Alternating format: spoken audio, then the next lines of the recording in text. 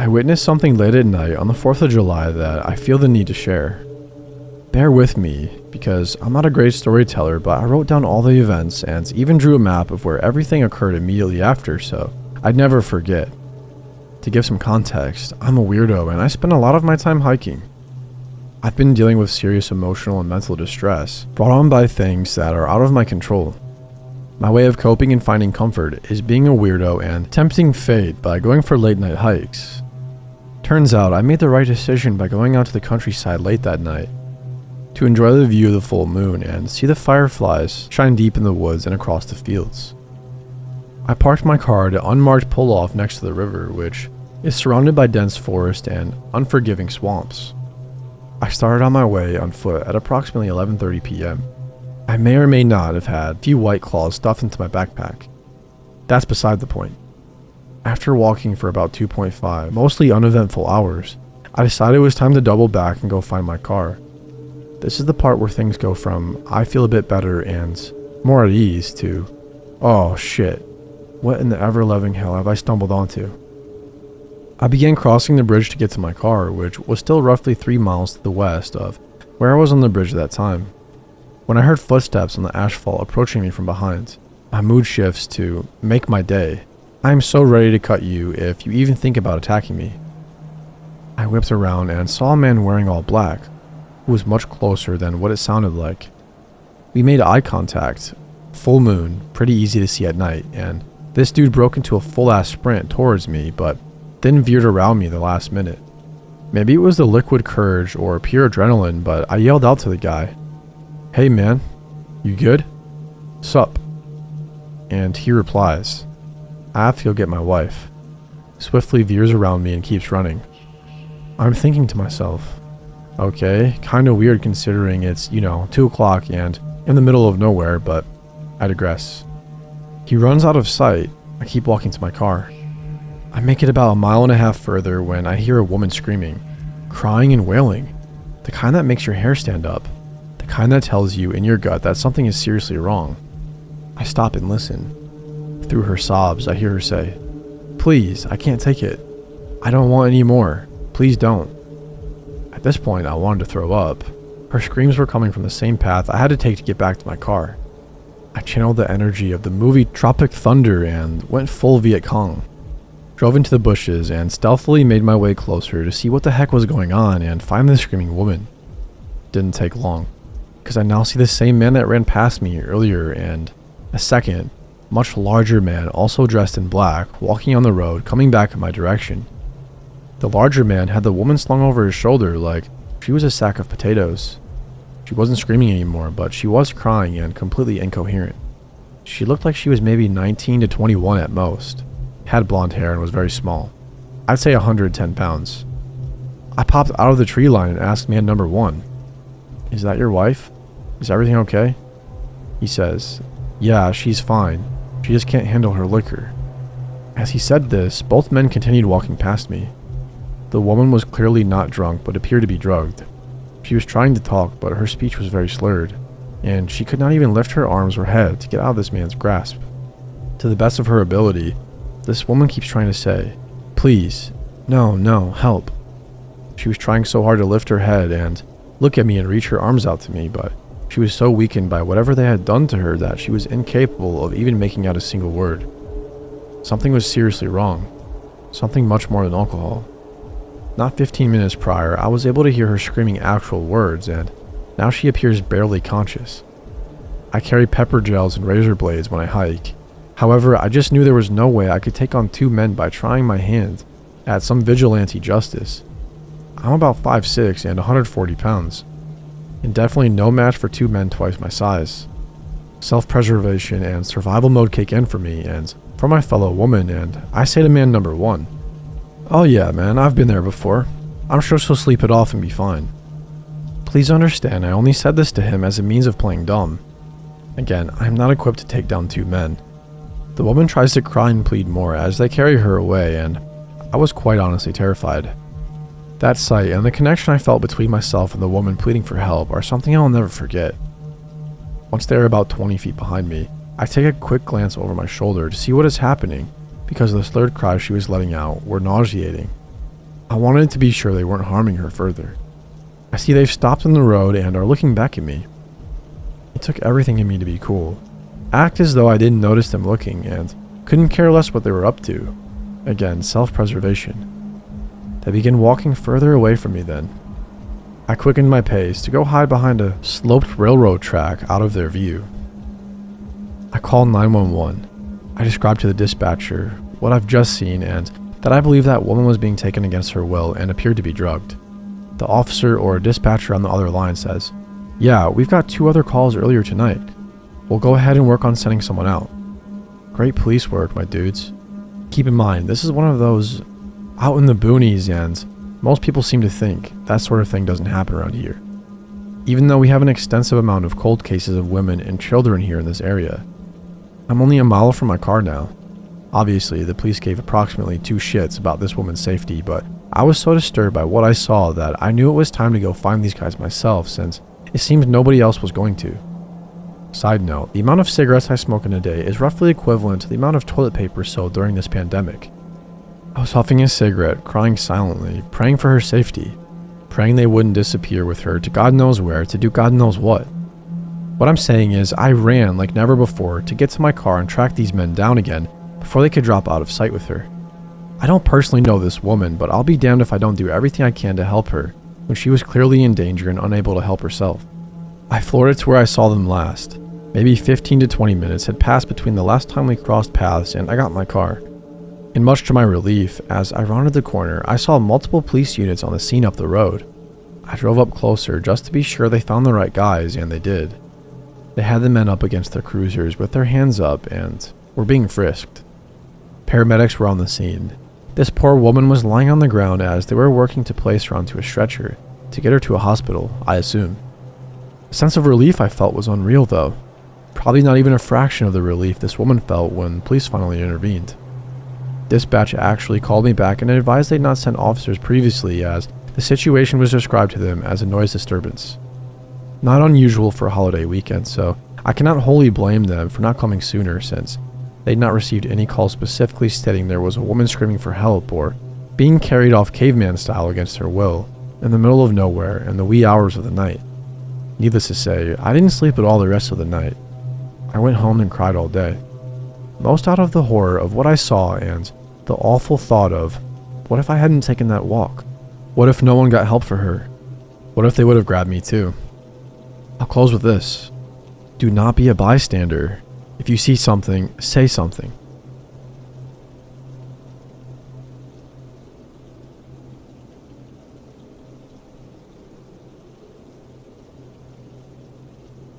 In 1999 to 2000, the internet was still pretty new to me.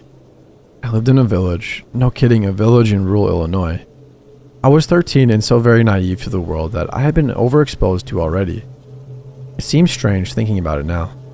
How someone that had been to 14 different schools and probably twice as many houses by freshman year of high school could still be so very innocent. My mother was a drug addict. Meth was her drug of choice. If you've ever had the horror of witnessing someone you love descending into the depths of addiction, then you can understand some of the sadness that I had endured. I say only some because now, as a parent myself, it hurts even more to know that she chose those drugs over her children time and time again. She had been married 6 times by this point in my life. Before 1998, there were many nights that I cooked dinner for my sisters, helped the youngest with her homework, cuddle her when she cried for mommy, and save my own tears for when she would finally fall asleep. I will admit, I was awful at doing dishes. I remember hiding the dirty dishes in the stove and bathtub when my stepmother would pick us up for Dad's weekend. She caught us once, but nothing was ever done. And so I grew into a teenager in this crazy hectic life, never fully understanding why my mom wasn't there, and if she wasn't quite here. I'm telling you all of this as a little bit of preparation for where my head was at. I was a young, innocent, and desperately wanting to be loved, and I feel that this story is still very, if not more important today. So maybe I'll serve as a warning to your children someday, and that is completely fine by me. My mother married husband number 7 in 1998. Tom was the rock my sisters and I never had. He was a tall, lanky man and felt like a giant that could shelter us all from any storm. My mom actually met him at a gas station trying to escape from husband 6 in his meth psychosis rampage. I may just write up a few of those experiences. Some still make my skin crawl today. Tom had a beautiful house in a very tiny town. There was a single stop sign in the entire place. Not one stoplight though. I remember for the first time being allowed to roam around until dark when I would head home to a warm dinner that I didn't make. I'd do my homework, only mine, and I'd kiss my mom and Tom goodnight. I'd go to my room, my own room. It was crazy. I felt normal. I felt happy. Tom drank a lot, only beer, but quite a bit every single night. He was the calmest, nicest man I've ever met. Even if he polished off a case of beer, he never ever raised his hand or his voice to any of us, including Mom. My mother, though, she could never quite handle stability, so she started fights, and Tom would silently sit and take it. I started leaving at night around then. I'd go to my mom's best friend's house, Kat. Kat had 4 kids. I watched at least weekly. They called me sis, and I loved the entire family like my own. I felt safe there. Again, I felt happy. Kat had a computer right there in her dining room. A freaking computer. As a poor kid that had never had much in life, I was psyched. And they had dial-up internet. In the country then, it felt like this was a rarity. I'd never seen a computer outside of the 4 we had at school. FYI, my graduating class was 32 people total. And so my nightly habit began. I'd go home after school. Not many friends. Still the new girl in a school full of people that has known each other since kindergarten. Eat dinner with my silent family and then walk to Kat's house. I'd hang out for a bit, and when everybody went to lay down, I'd log online. That's where he found me. I'm not the most tech savvy person even today, but I did figure out chat rooms pretty darn quick. That's where I met Josh. Josh was 15, Australian, a dirt biker, and an all-around interesting guy to a 13-year-old me living in BFE, Illinois. He was interested in me. He didn't ask my bra size. Back in the day, any other ladies remember that? He cared, and I mean genuinely cared, about how I was doing. We talked for 4 weeks. Then came the 4th of July weekend. He wanted to call me, all the way from Australia. But it was my dad's weekend, and he had many plans for us. I tell Josh this, and he comes up with a great plan. I feign illness so that we can openly talk while everyone else is gone. Oh, and I shouldn't be too shocked. He has quite a deep voice. Okay, I say, and we set a time. The 4th of July is here. I get to hear his voice for the first time ever. I'm so excited that I don't even need to fake the nausea, the paleness, or the shaky voice. Those are all very real. Dad falls right for it. 12:30 rolls around. My dad, his wife, and my sisters are getting ready to go. I'm willing them to move faster, to hurry, to just get out that damn door. I need to mentally prepare, and I just can't do that with them there. Finally, I hear them getting their shoes on. 12:45. Only 15 minutes left. Crap, Dad's coming. We're leaving. Hope you feel better. Love you. You too, Dad. Have fun. They're going. Phone rings. Oh shit. No, it's not 1 p.m. It's 12:54. Please just keep going. I quickly pick up the phone and hear a deep voice. Hello? Breathlessly. Yes? Hey babe, it's Josh. My heart stops beating. Click, click. Who is this? Dad, I thought you left. Dial tone. Josh was gone. Enter a very angry and irritated dad. Here comes my weak, I don't know who that was explanation. There goes the rest of my family as I sit and wait for the phone to ring. I waited 3 hours. He never called back. I cried myself to sleep that night. Upon returning to my mom's, shit hits the fan. Kat calls my mom while I'm away at Dad's and tells her to immediately get to her house. As in 5 minutes ago. My mom rushes over expecting an injured child or something of that magnitude. Instead, she's greeted by a sheet white cat and 2 men in suits. They ask my mom to join them inside. Over the next hour, my mom has shown chat logs, emails, and any other bit of information shared between Josh and me. They decide then to take his party back to my house and wait for me to come home from my dad's. My dad gets a call, we grab our bags, and we seem to leave in a hurry. I worry that my grandpa, who's been ill, has taken a turn for the worse. My dad drops me off after the 2-hour car ride with him. I love you, I'll call you tonight. He doesn't even walk me to the door. Strange. I open the door and you guessed it. Mom, Tom, and the suits are at my kitchen table. I silently take my seat. Over the next few hours, Agent McIntosh, no joke, All I could think about was apples and agent number 2. I apologize, but he rarely spoke, and I can't recall his name. Explained to my mother and stepfather that Josh was actually a 43-year-old man named Bill. He really did live in Australia. He had my email along with 3 other blonde-haired, blue-eyed, early teen girls from America and was using the same line on all of us. They asked me to continue contact, with my mother's explicit supervision, like over my shoulder every step of the way. I agreed. Then things got weird. Well, weirder. Suddenly, I'm getting emails from a different account that I've never seen before. It's Josh's uncle. Josh had been terribly hurt in an accident. He just wants a picture of me to put in Josh's room. He was so damn convincing. I actually started to think my mom set this whole thing up to teach me a lesson or something. So I did it. I deleted the emails from his uncle as soon as I received them, and I sent a picture from my best friend's email. Josh improved, little by little. He'd send me messages through his uncle to my best friend. And then, his uncle set up a phone call with me on my friend's phone. Months after the run-in with the MIB, I had convinced myself this was all real again. Until that call. That voice on the other end. Hello, this is Josh's uncle. But that voice, it's so deep. Much deeper than even a grown man's voice feels like it should be. I have great news. Josh is getting out, and with the insurance payout, he's going to take a trip to America. He wants to meet you. You are near X airport, right? Okay, great. Here's the date and time. The mall is just down the road. He'll meet you there right in the food court. Can't wait to see you. Dial tone. Wait, what? Did I hear that right? Can't wait to see you. Not, he can't wait to see you. Just, can't wait to see you. Maybe I just heard wrong. Whatever, I'm going to meet Josh. On a side note, I desperately wanted to leave this portion out. It makes me feel incredibly stupid, but I look back now and realize I wasn't completely dumb, just desperate for love and easily groomed. I'm sure by now you can guess where this is going.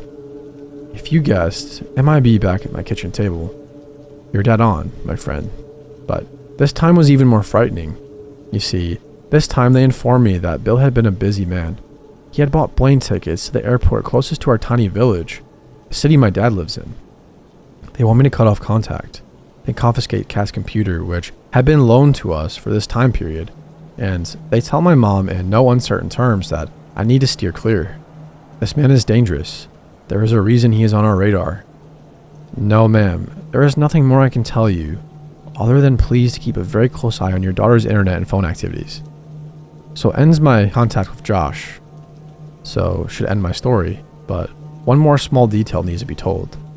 Not to be cliche, but a month later I finally break down and tell my best friend what happened. The one that had facilitated the emails and phone calls. She gets irrationally angry. She yells that I'm lying. You're just jealous, she said. I stand on her porch, freezing my butt off, mouth hanging open and tears freezing on my lashes. She slams the door. She and I don't speak again for almost 7 years. She finds me on Facebook and apologizes for all those years ago. She knows the truth, but doesn't know what happened to the man with the deep voice. Neither do I. That's the worst part. I asked my mom if I had the full story before typing this up. She told me one more thing I didn't know. Bill hadn't only purchased a ticket to my nearest airport, he also purchased a return ticket, along with a second one-way only ticket to Australia, in my name.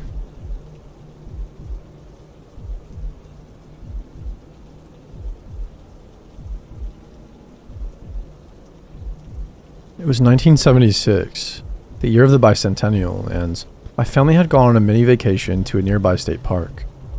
When it happened, I was out picking blackberries. They grew wild there along the trails in Twin Pines State Park. I hadn't wandered far, just 50 yards or so along the trail in the trees. It wasn't long until lunchtime, and all us kids had been given a little mission by our parents to gather as many berries as we could. When we got back, we were going to dump them all in a big bucket where Dad would use a wooden spoon to mash them and mix in some sugar. It would make this delicious blackberry sauce that we would ladle over the little individual sponge cakes we'd brought. Fresh wild blackberry shortcake. It was the best. Just a few dozen feet off the trail, I spotted this tall, narrow boulder with blackberries grown up around it. Huge ones. Jackpot, I thought. I went up to the boulder, picking the double-sized blackberries off the bush as I went clockwise around it. When I returned to where I started, I slipped and felt a moment of vertigo. My vision swarmed as I windmilled my free arm, the one not holding my bucket, and managed to steady myself. I staggered forward a step and shook my head to clear it. I felt a moment's disorientation. Had I gotten lost somehow? But no, I could see the dark line of the trail cutting through the undergrowth ahead. I glanced back at the boulder and frowned. It still hung heavy with blackberries. I thought I had gotten them all. I glanced at my bucket, but it was full. I guess I had just missed some. I walked back onto the trail and then back down out of the trees to the campground. I froze as I emerged from the tree line. My family was gone. The picnic table laden with food, the RV park nearby, my mom and dad over by the big brick barbecue, all gone. I knew a moment of panic. Had they left without me? Had I been gone too long? I looked around for them wildly and saw nothing, except a concrete pillar I hadn't noticed before. I walked towards the 4-foot pillar and an ominous feeling rising in my chest. It bore a brass plaque with writing and a picture on it. The handle of the bucket slipped from my fingers as I read the text. Blackberry Ridge Campsite, sponsored by the O'Malley family. In memory of Daniel O'Malley, missing since July 4th, 1976. Dedicated July 4th, 1986. That was my name. That was my picture. And the date. 10 years in the future. Daniel? Said a voice from behind me. I jumped and spun around. Behind me, a man in a dark suit stood calmly. His hands clasped in front of him. I didn't recognize him, although he seemed familiar somehow. You know who I am? Sir, I began tentatively. I lost my family. Can you help me? He nodded somberly. I can. Relief flooded me. Do you know where they are? Where did they go? I asked, bending to pick up my bucket. Is this pillar thing some kind of joke? Yes, home, and no, he answered with a slight smile, ticking off each answer on his fingers. I deflated. They did live without me, but how? Why? What's going on, sir? They didn't leave you on purpose, Daniel. They looked for you. They loved you. They still do. The man assured me kindly, but you can't get back to them like this. You've fallen forward in time. 10 years have passed, just like it says in the memorial here. What? I said. It was ridiculous, but then, what about the memorial? And the blackberry bush that was full of fruit again after I just picked it clean? That's... No, not impossible, Daniel, he said earnestly. You know it, in your heart. You're still young enough to believe, to know there are strange and wondrous things in the world. One of those things sent you here, and it can send you back. How? I asked urgently. Run, he said, glancing up at the sky. The time when the door will be open is ending. Run back to the stone with the blackberries around it, and run around again. He paused for a moment, as if considering something, then added, Be sure to run clockwise. Go. I don't know why, but in that moment I believed him. He just seemed so honest, I guess. Who are you? I asked as I began to step cautiously back towards the trail. No time, he snapped, and I jumped to the severity of his tone. Go. I ran back up the trail to the stone. When I reached it, I did as the man told me. It was different this time. As I rounded the stone as instructed, the world turned white. I sat at the picnic table, my face in my hands, tears running down my cheeks. Slowly, I stood and trudged to the concrete memorial. I regarded it for a long moment, the innocent, trusting face of the child accusing me. I sighed and then made a gesture and spoke a few words in the secret language of the Fae. The glamour disappeared and the memorial became a featureless rock once more. Around the campsite, litter and scattered camping equipment appeared from thin air, as the art that had concealed them unraveled.